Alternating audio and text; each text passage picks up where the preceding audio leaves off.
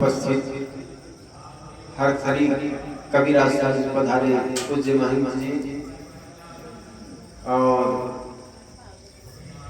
श्यामगढ़ से पधारे हमारे महंत साहब जी, हमारे श्री असीम साहब जी व विराजमान साध्वी बहने, सत्संग प्रेमी बंधुओं, शक्ति भक्ति के स्रोत ममतामयी माता, लगातार 2 मीटिंग में आप सत्संग से लाभ ले रहे हैं। यह भारत भूमि धर्म प्रधान देश है और धर्म प्रधान देश इसलिए कहा जाता है क्योंकि यहाँ पर धर्म और अध्यात्म के नाम पर सबसे पुराना ऋग्वेद इस धराधाम पर पैदा हुआ, लिखा गया। धर्म प्रधान देश में आखिर हमारी धार्मिकता की पहचान क्या है? क्या हमने चोटी रख ली इसलिए धार्मिक हो गए? क्या हमने तिलक लगा लिया इसलिए धार्मिक हो गए? क्या किसी ने दाढ़ी बढ़ा ली इसलिए धार्मिक हो गए? कि खतना रखने मात्र से वो आदमी धार्मिक हो गए? आखिर धार्मिकता का पहचान क्या? आए दिन धर्म के नाम पर इंसान को जब इंसान से बांटोगे तो धर्म कहाँ रह गया?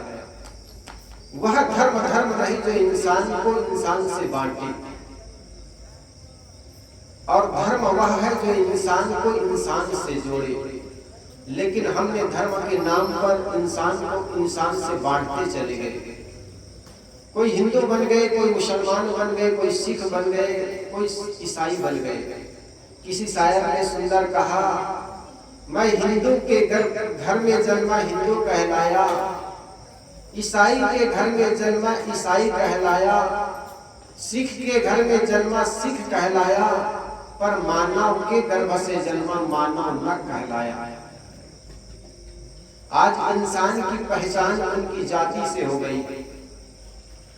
किसी व्यक्ति का मूल्यांकन हम उसके जाति से करते हैं। ये जाति से करना मनुष्यता का सबसे बड़ा परास है, मानवता के नाम पर कलंक है।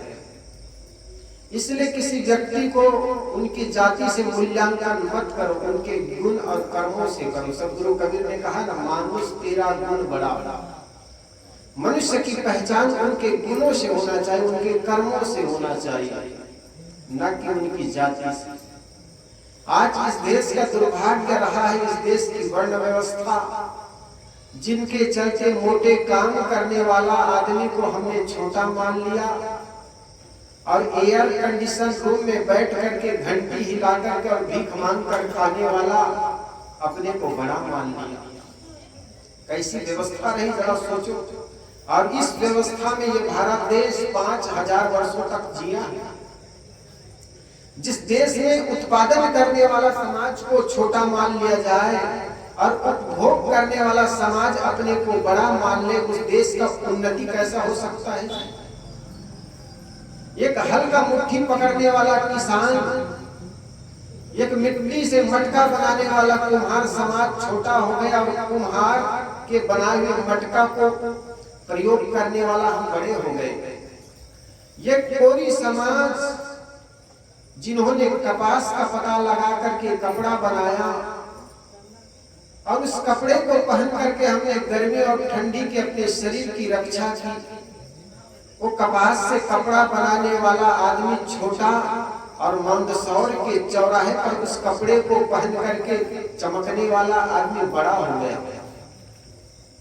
ये तेली समाज जिन्होंने तिलहन का पता लगाया और तिलहन का पता लगा करके तेल निकाला, तेल को हमने पूरी पकवान बनाकर खाए, लेकिन तेली को हमने कहा धकेल, तेली अछूत।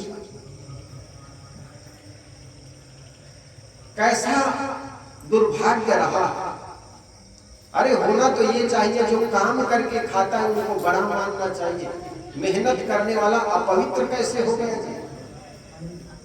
समाज जिन्होंने मैदान पर पड़े चाम को लाकर के 2 जोड़ी जूता बनाया, उस जूते बनाने वाले को कहा तुम अछूत, हम उस जूते को पहन करके कंकड़ और कांटा से अपने शरीर की रक्षा की, हम बड़े हो गए। एक समाज जिन्होंने शौचालय और सड़कों पर जाकर के सफाई की, वो छोटा हो गया और हम सड़क चलते थूकने वाला, टॉयलेट में जाकर गंदा करने वाला, हम बड़े हो गए। जरा सोचो कैसी अवस्था रही। सतगुरु कबीर कहते हैं, संतो देखत जब पौराना, सांच कहो तो मारन धावे झूठे जब पतियाना। सतगुरु कबीर कहते हैं, अगर मैं सच्ची बात कहूं तो लोग रूठ जाते, नाराज हो जाते, और नाराज ही नहीं बल्कि मारने के लिए दौड़ते। अगर सत्य बात कहे तो सुनने के लिए कौन तैयार है? जिस भगवान के लिए हम कहते हैं पार ब्रह्म परमेश्वर है, सब कुछ जानता है, और साल साल भर दक्षिण भारत के बालाजी, तिरुपति बालाजी मंदिर में वो घी के नाम पर सुअर की चर्बी और गाय की चर्बी को पता नहीं लगा पाए, वो भगवान कैसा? जरा सोचो, 55 वर्षों तक सुअर की चर्बी को डाला। वो तथाकथित पंडित धीरेन्द्र शास्त्री जो कहते हैं भविष्य की बात हम जान जाते हैं, वो चर्बी चढ़ रहा है 5 वर्षों तक, उसको बता नहीं पाए, और आप चले जाते हो हाथ दिखाने के लिए। ये पंडित लोग जितना समाज को गुमराह किया ना, उतना किसी ने नहीं किया। ये लोग कहते हैं आपके पास क्या है, इस देश में क्या होने वाला है, ये सब जान जाते हैं, लेकिन अपने ही भगवान को ये गाय का चर्बी खिला के रह गए 5 वर्ष, उसको नहीं जान पाए। और घी का चर्बी और गाय का शुद्ध घी को पता लगाने के लिए भी विज्ञान का सहारा लेना पड़ा। जरा सोचिए, हम कहते हैं बड़े धार्मिक हैं, आखिर धार्मिकता का पहचान क्या? केवल हम पंडित के घर में जन्म ले लिए इसलिए पंडित हो गए, ब्राह्मण हो गए, और एक आदमी चमकार के घर में पैदा हो गया, इसी मात्र से वो अछूत हो गए। कैसी हमारी गणित रही है। और इसी व्यवस्था के चलते ये देश हजारों वर्षों तक जिया है। एक संत व्यास गद्दी पर बैठ करके प्रवचन दे रहे थे, उधर से एक जाति मार का व्यक्ति आया, उनके मगज में जातिवाद भरा हुआ था। उनके विचार ऐसा था कि व्यास गद्दी पर केवल पंडित का लड़का बैठ सकता। तो वो आया, उन्होंने उस व्यास गद्दी पर बैठे हुए संत से पूछा कौन जाति के हो, क्योंकि इस गद्दी पर बैठने वाला केवल ब्राह्मण होते हैं, तो आप कौन जाति के हो? उस संत ने कहा, एक गाय की ओर इशारा किया, उस गाय को पूछा जी ये कौन सी जाति के? उस पंडित ने कहा ये तो गाय की जाति के जी, तुमको दिखाई नहीं पड़ती। तब उस संत ने कुत्ता की ओर इशारा किया, कुत्ता को इशारा करके कहा ये कौन जाति की है? तब उस पंडित ने कहा ये तो कुत्ते की जाति की जी, क्या आपको दिखाई नहीं पड़ती? तब संत ने कहा यार तुमको मुझे देखकर मोतिया भी हो गई क्या? मैं कैसा दिखता हूँ जी, गधा जैसे या घोड़ा जैसा? मैं आदमी जैसा नहीं दिखता हूँ क्या? हम आदमी को देख करके आदमी की जाति पूछते हैं, ये देश का सबसे बड़ा दुर्भाग्य रहा। किसी भी व्यक्ति को देखो उनकी जाति मत पूछो, उनके गुण कर्मों को देखो, और आदमी गुण कर्मों से महान होता। इसलिए साहिब कहते हैं किसी भी व्यक्ति का मूल्यांकन उनके गुण कर्म होना चाहिए, न कि उनके जातिवाद। हम रोज गंगा जल और गंगा क्रिया खाने वाला, गंगा के तट पर बैठा हुआ पंडित रोज झूठ बोलता है। जरा सोचो, आखिर धार्मिक कौन है? जो गंगा जल पी करके झूठ बोलने वाला पंडित, या शराब पी करके सच बोलने वाला आदमी धार्मिक ज्यादा? पश्चात देश में हमारे एक अच्छे मित्र रहते हैं, वो कभी कभी घूमने जाता है विदेश में, रहता तो यही है। एक बार बता रहे थे साहब, क्या बताएं, हम विदेश की यात्रा कर रहे थे, करते करते हमारा एक बार संध्या हो गई, रात्रि हो गई, तो हमने विश्राम करने के लिए होटल में गए। होटल में गए तो उनके सामने पार्किंग था, गाड़ी को हमने पार्किंग में खड़े कर दिए और गाड़ी को पार्किंग करने के बाद अंदर होटल में जाकर विश्राम करने लगे। हमें सुबह कहीं जाना था तो निकल करके देखे पार्किंग में हमारी गाड़ी को किसी ने एक्सीडेंट कर दिया था। हम देख ही रहे थे कि गाड़ी में क्या क्या नुकसान हुआ है, क्या क्या हानियां हुई है, क्या क्या टूटा है। उतने में एक सीट पर पुर्जा रखा हुआ था, तो सीट पर पुर्जा रखा हुआ था, उस सीट के पुर्जा को उठा करके पढ़ने लगा तो देखा था एक व्यक्ति ने लिखा था कि जी मैं रात में शराब की हालत में, शराब के नशे में आ रहा था, लेकिन नशा इतना था कि मैं ब्रेक मारा, गाड़ी ब्रेक रुकी नहीं और आपकी गाड़ी में जाकर के टकरा गई। और आपकी गाड़ी में टकरा गई तो आपकी गाड़ी डैमेज हो गई, खराब हो गई। ये गाड़ी को ले जाकर के किसी गैरेज में दिखा दीजिए, जो भी नुकसान है उसको मैं पे कर दूंगा। वो संत कहता है मेरे को विश्वास नहीं हुआ कि एक आदमी एक्सीडेंट करके घर चला जाए और अपने मोबाइल नंबर लिख के छोड़ जाए कि आपकी गाड़ी एक्सीडेंट मैं कर दिया हूँ और जो भी टूटा फूटा है उसका पे मैं कर दूंगा, ये नंबर से बात कीजिए। वो देख ही रहे थे, उतने में एक आदमी आ गया और कहने लगा भाई साहब आपने काफी देर कर दी, मुझे अमुक जगह जाना है, आप इस गाड़ी को गैरेज में डाल दीजिए और जो भी नुकसान है उसका मैं पे कर देता हूँ। वो संत कहता है मैं तो देखते रह गया, एक आदमी जो शराब पीकर बोलता है सच, वो छुपाता नहीं अपनी गलती को, और एक गंगा तट पर गंगा क्रिया और गंगा जल पीने वाला व्यक्ति झूठ बोलता। आखिर धार्मिक कौन है? गंगा जल पी करके झूठ बोलने वाला कि शराब पी करके सच बोलने वाला व्यक्ति? जनेऊ कहकर चोटी रखने कर झूठ बोलने वाला व्यक्ति कि बेगर जनेऊ बेगर चोटी रखे जीवन के साथ सत्य बोलने वाला व्यक्ति धार्मिक कौन है? आपके जहन में पैदा होगा वही आदमी धार्मिक है जो सतपथ पर चलता है और सत्य बात करता है। लेकिन हमने धार्मिकता का पहचान रख लिया कि एक आदमी चोटी रखता है वो बड़ा धार्मिक आदमी, तिलक लगाने वाला आदमी धार्मिक, जनेऊ पहनने वाला आदमी धार्मिक, मंदिर में जाकर कंकोरी और घंटी बजाने वाला आदमी धार्मिक। एक आदमी खेतों में दिन भर काम करता है, उसमें हमें धार्मिकता नजर नहीं आती। ईमानदारी पूर्वक सड़कों पर साफ करने वाला आदमी, दुकान में बैठ करके ईमानदारी पूर्वक ग्राहकों को भगवान के रूप में देखने वाला आदमी को हम धार्मिक नहीं मानते। ये घर में बहू है अपने सास ससुर में जिनको भगवान का रूप देखती है, वो देवी को हम धार्मिक नहीं मानते। नवरात्रि में उपवास रख करके सास बहू को रोज गालियां देने वाले वो आदमी धार्मिक हो जाता है। हमारी धार्मिकता का पहचान होना चाहिए आदमी के स्वभाव को देखकर। इसलिए सदगुरु कबीर कहते सांच कहो तो मारन धावे झूठे जग बतियाना। हमारा यह देश धार्मिक प्रधान देश कहलाता है, फिर भी ये देश गरीबी में जीता।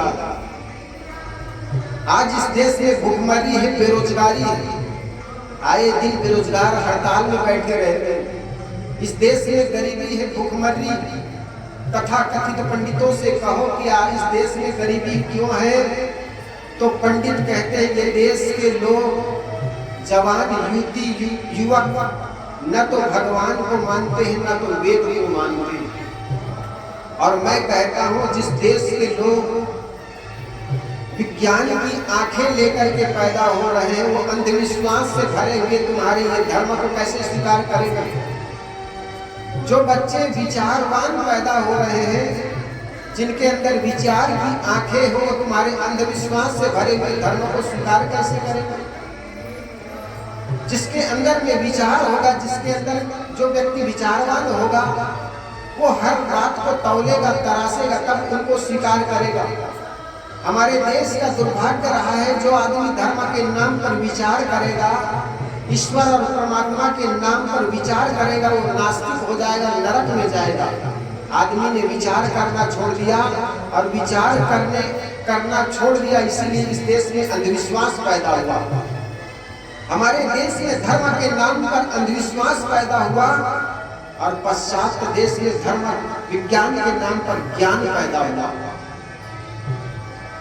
हम रोज लक्ष्मी और कुबेर की पूजा करने वाला ये देश गरीब हो गए। कारण क्या? हमने सोच लिया अजगर करे न चाकरी, पक्षी करे न काम, दास मल्लुका कह गए सबका दाता राम। हमने यही सोच लिया भगवान पैसा देगा, भगवान धन देंगे, माँ लक्ष्मी पैसा बरसाएंगे, और वर्ष में एक बार लक्ष्मी की पूजा करते हैं। व्यापारी और लोग सोचते हैं लक्ष्मी की पूजा नहीं करेंगे तो हमारे घर में धन घट जाएगा। लेकिन हजारों वर्षों से लक्ष्मी और कुबेर की पूजा करने वाला ये देश आज भी गरीबी में जी रहा है। स्विट्जरलैंड और जापान, दुनिया का सबसे बड़ा धनाढ्य देश स्विट्जरलैंड है। वह उस देश में कुबेर का खजाना गड़ा हुआ है, उस देश में लक्ष्मी का खजाना गड़ा हुआ है। वो देश के लोग कोई लक्ष्मी की पूजा नहीं किया, उस देश के लोगों ने कभी कोई कुबेर की पूजा नहीं की, लेकिन फिर भी वहां पर कुबेर का खजाना गड़ा हुआ। कारण क्या? दुनिया के सारे ब्लैक मनी स्विट्जरलैंड के स्विस बैंक में जमा करते हैं। वो इतना धनाढ्य देश, वहां पर सैनिक के नाम पर सरकार 1 रुपया भी खर्च नहीं करती है। हर आदमी अपने आप में मजबूत है, सैनिक बने हुए। हमारे देश में करोड़ों रुपए सैनिक के नाम पर खर्च करते हैं, फिर भी ये देश में आए दिन घुसपैठी घुस जाते हैं, कहीं बम गिरा दिए जाते हैं। क्योंकि हम भगवान भरोसे बैठे हुए। कुछ आदमी को कहो कि कहो भाई कैसे हो, तब कहते हैं साहब भगवान सब ठीक है। जिस देश में जरा सोचो जन्म से लेकर मरने का ठेका भगवान लेता हो, उस देश का उद्धार कैसे हो सकता? किसी आदमी को कहो भाई कैसे ठीक हो, तो कहता है साहब भगवान ने जन्म दे दिया, भगवान बड़े कर दिए, पढ़े लिखे डिग्रियां भगवान ने दे दी, बाल बच्चे आ गए, भगवान ने बाल बच्चे दे दी, थोड़े दिन में फिर बूढ़े हो गए, मर गए, भगवान ने मार डाला। जिस देश में जन्म से लेकर मृत्यु तक का ठेका भगवान लेता हो, उस देश का उद्धार कभी नहीं हो सकता। इसलिए सदगुरु कबीर ने कहा, कर भैया बलावली छाड़ बिरानी आस, जाके आंगन नदिया बहे सोकस मरे प्यास। अपने बाहों बल पर भरोसा करो, किसी जातिवाद के चुंगल में मत फंसो कि भगवान कराएगा तब होगा। 2 लड़के थे, दोनों लड़के घोड़े पर बैठ करके शिकार करने के लिए जा रहे थे। जाते जाते रास्ते भटक गए, दोनों को प्यास लगी। पास में देखा कुआं है, बाल्टी रखी हुई है। जल्दीबाजी में एक लड़का घोड़ा से उतरा, बाल्टी और रस्सी लेकर के जैसे ही पानी निकालने के लिए कुआं में बाल्टी डाला, तो ख्याल आया यार मैं तो राजा का लड़का हूँ। आवाज आ रही है आप लोग? आ रही है? उधर की आवाज ज्यादा हो रही है। तो उस लड़का को ख्याल आया कि मैं राजा का लड़का हूं, पानी कैसे निकालूं। आदमी को अहंकार होता है, काम करे तो छोटा करे, मैं क्यों करूं बड़ा बड़ा। उन्होंने रस्सी निकाली, बाल्टी निकाल लिया वापस, और मित्र से कहा मित्र पानी निकालो और पियो और पिलाओ। मित्र ने कहा तुम निकालते क्यों नहीं, तुम भी तो हट्टे कट्टे हो। उन्होंने कहा मित्र जानते नहीं मैं राजा का लड़का हूं, शहजादा हूं, आप पानी निकालो और निकाल करके पिलाओ। उस लड़का ने कहा तुम शहजादा हो तो मैं भी कम थोड़े हूं, मैं हूं वजीर ज्यादा। और वजीर कहते हैं मंत्री को। राजा तो शराब कबाब में पड़ा रहता, जो भी काम करता मंत्री करता था, और मंत्री हर काम को संभालता था। तो आप शहजादा है तो मैं भी वजीर ज्यादा हूँ, मंत्री का लड़का, मैं भी आपसे कम नहीं, मैं भी पानी नहीं निकाल सकता हूँ।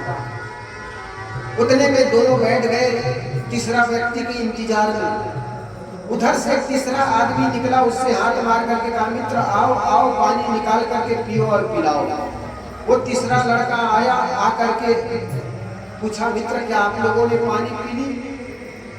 उसमें से एक ने कहा मैं वजीर ज्यादा हूँ, मंत्री का लड़का ये शहजादा है, दोनों कम नहीं है, दोनों ज्यादा है, अब पानी कौन निकाले? तो तीसरा लड़का ने कहा तुम हो वजीर ज्यादा, यह है शहजादा, तो मैं भी तुम लोगों से कम नहीं, मैं हूँ पीर ज्यादा। पीर कहते हैं गुरु को, और राजा और मंत्री से पीर गुरु बड़े होते, मैं भी पानी कैसे निकालूं? तीनों लड़के वहीं पर बैठ गए, चौथा लड़के की इंतजार करने लगे। एक कोना से एक लड़का निकला घोड़े पर बैठ करके, वो गोल मटोल था, लगता था रोज अखाड़े में जाया करता था। उस लड़का को हाथ मार के बुलाया, मित्र आओ आओ, जेठ का महीना है, पानी पियो और पिलाओ। वो लड़का आया, आकर के कहा मित्र क्या तुम लोगों ने पानी पी लिया? उसमें से एक लड़का ने कहा मैं हूँ वजीर ज्यादा, यह है शहजादा, यह है पीर ज्यादा, हम तीनों ज्यादा है, कोई कम नहीं, पानी कौन निकाले?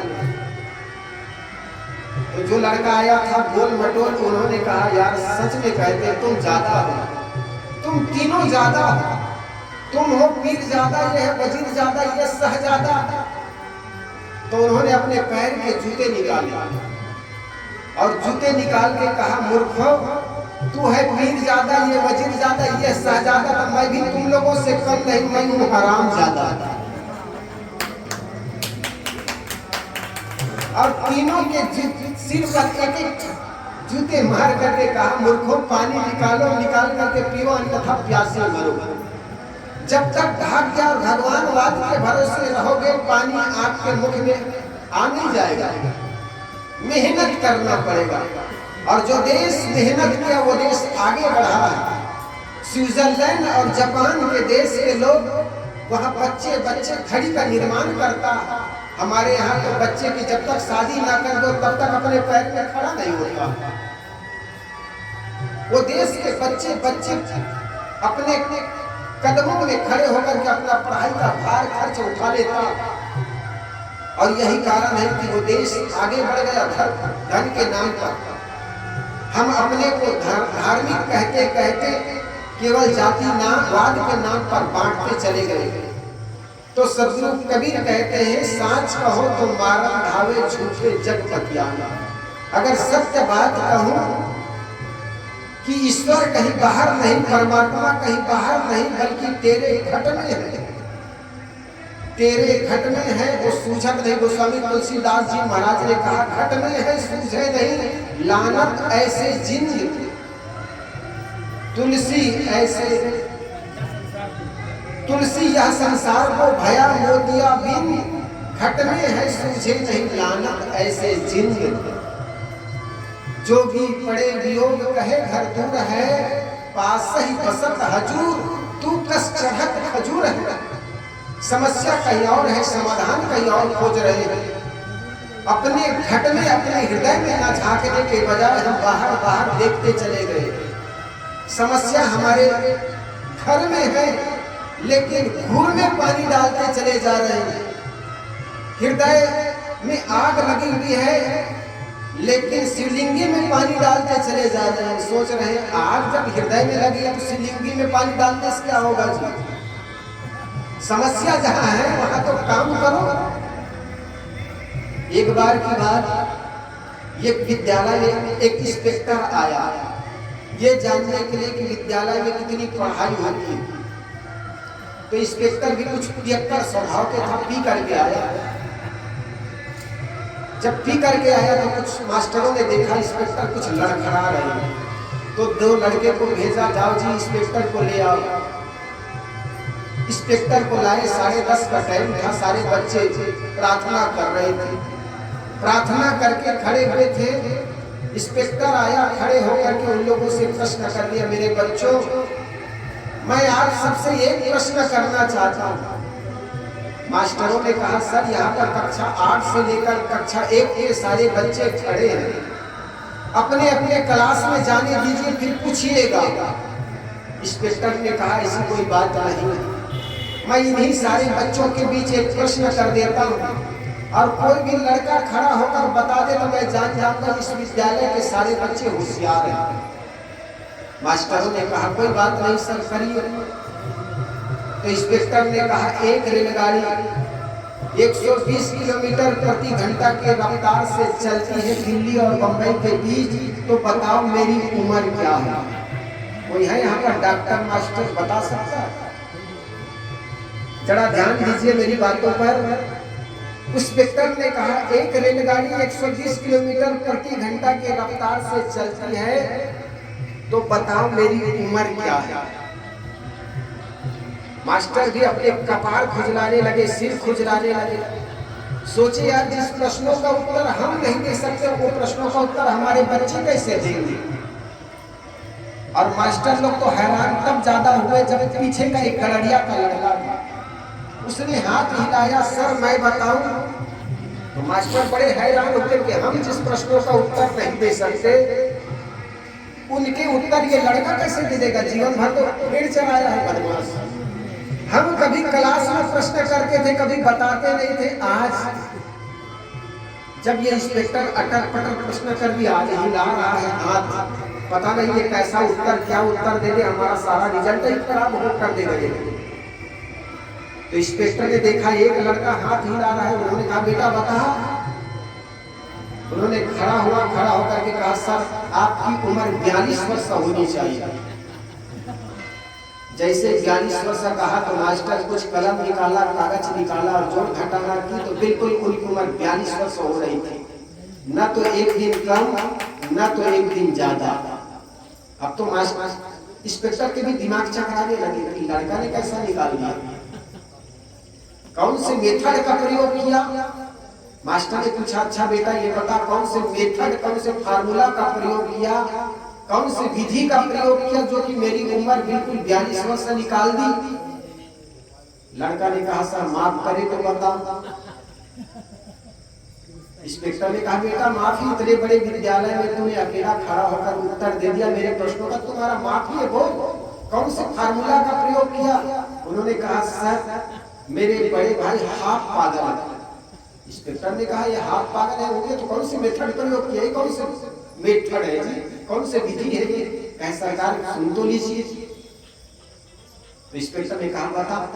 उन्होंने कहा सर मेरे बड़े भाई हाफ पागल है, वो 21 वर्ष के हैं, आप पूरे पागल हैं, इसलिए 21 दूनी 42 आपकी उम्र होनी चाहिए। प्रश्न कहीं और, समाधान कहीं और खोज रहे हैं। दिल्ली और बंबई के बीच जो ट्रेन चल रही है उसकी उम्र मास्टर का कैसे निकाल लोगे? इसी प्रकार आपके हृदय तल पर, आपके गृह में अशांति है, वो कहीं बाहर जाकर पानी डालने से क्या हो जाएगा? इसलिए अगर घर में अशांति है तो आप अपने मनोविकार को निकालिए। मन में जब जब विकार होगा, द्वंद्व होगा, तब तक घर में आप अशांत रहेंगे।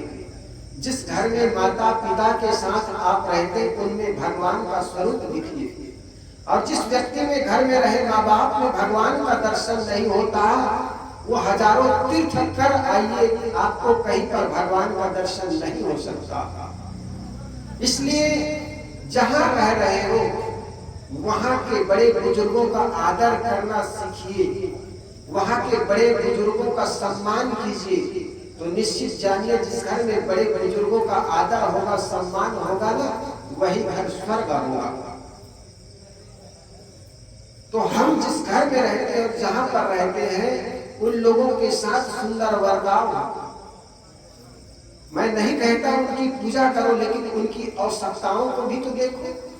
जिस घर में माँ बाप हवा दवा के लिए तरस रहा हो, वो आदमी जाकर के मंदिर में पूजा करते रहे, भले वो पंडित और पुजारी कहलाए, लेकिन उसको नरक में जाने के लिए कोई रोक नहीं सकता। इसलिए जहां रह रहे हो वहां के बड़े बुजुर्गों का आदर हो, सम्मान हो, और जिस घर में आदर हो, सम्मान हो, वही घर धार्मिक कहलाता। तो हजारों वर्षों से हम लक्ष्मी और कुबेर का पूजा करने वाला ये देश आज भी गरीबी में जी रहा है। कारण क्या है? क्योंकि हमने सोच लिया कि लक्ष्मी और कुबेर की पूजा करेंगे हमारे घर में धन बरसेगा। तो जापान के लोग कौन से लक्ष्मी और कौन से कुबेर की पूजा की, जरा सोचे। वहां कभी कोई लक्ष्मी की पूजा नहीं हुई, कभी कुबेर की पूजा नहीं हुई। उस देश के लोगों ने श्रम किया, मेहनत किया और उस देश की धरती में धन का खजाना गड़ा हुआ।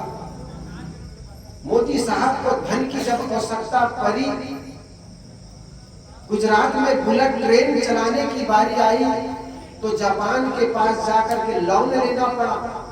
किसी लक्ष्मी के पास जाकर नहीं कहा, हे लक्ष्मी मेरे को धन दे दीजिए, बुलेट ट्रेन चलानी है। जब हमें युद्ध की बारी आई, लड़ने की बारी आई लड़ाकू विमान के लिए, तो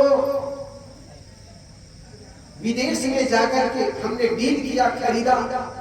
हमने किसी शक्ति के देवी दुर्गा के पास नहीं गए कि कोई हथियार दे दीजिए, हम दुश्मन से लड़ रहे। वो जाकर के विदेश में जाकर के विदेश के पास से लड़ाकू विमान खरीदे। हम विज्ञान के क्षेत्र में पिछड़ क्यों गए? क्योंकि हमने सदियों से यही कहते चले गए, अजगर करे न चाकरी, पक्षी करे न काम, दास मल्लुका कह गए सबका दाता राम। जिस भगवान ने चोच दिया है वो दाना भी देगा। हम खाली बैठ गए और भगवान और भाग्य के भरोसे बैठने के चलते ये देश का सबसे बड़ी हानि हुई। ये देश गरीबी में जी रहा। इसलिए मेरे मित्रों, खूब मेहनत करो, पुरुषार्थ करो और पुरुषार्थ करने वाला व्यक्ति सदा आगे बढ़ता। कभी किसी भगवान किसी भगवती के भरोसे मत बैठो, मेहनत करो और मेहनत करने वाला समाज सदा आगे बढ़ा है। मैं भी चाहता हूं हर व्यक्ति के पास अपना सुंदर जीवन बना सके, इतने सबके पास धन हो और इसके लिए जल्दी ही मेहनत करना।